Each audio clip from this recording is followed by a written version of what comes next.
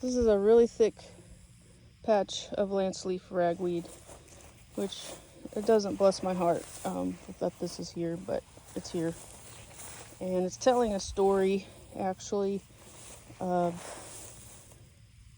what's happened here in the past weeks and months and days and years and decades of management, and just what's happened.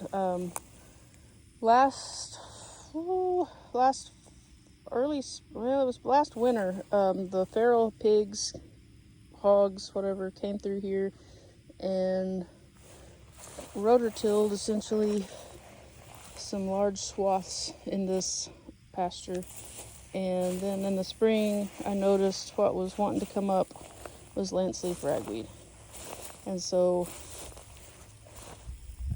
it's telling a story. As I put the step-in posts in earlier for my polywire, the areas that were lance leaf ragweed, the ground is hard and very compacted.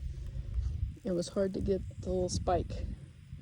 When I got out of the lance leaf ragweed areas, it was like putting a knife through butter.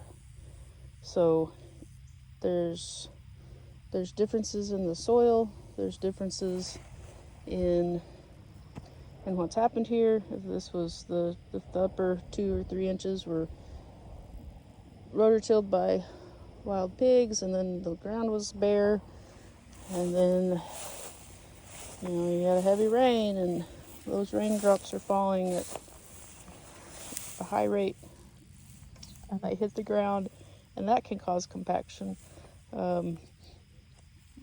There's a long history that's causing these things to express themselves this way, and it will take intentional management to change what's happening here, and that can be done, and I use livestock to do that.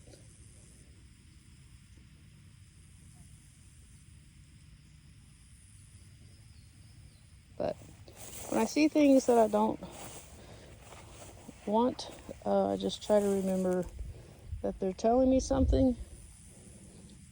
They're the messenger, and they're telling me something's going on in the soil. Something's different here. Something about this is ideal for lance leaf ragweed, and maybe not so ideal for the higher quality grasses. This is an early succession species, so after major disturbance, this is what's going to want to come out. I mean, this seed was in the soil bank. The hogs came through and tilled it up and maybe brought it to the surface, and that's what here. That's what's here. So in the dormant season, I can target this area for bale grazing or unrolling hay, or if I need to park the cows somewhere for an extended period of time to buy time for the green to come on in the early spring, then this might be a great place for that. And I can add nutrients to the soil through dung and urine and change the soil profile, and maybe something else that's in the seed bank will want to grow, and the lance leaf won't be quite as happy. There's all kinds of things like this that you think about, and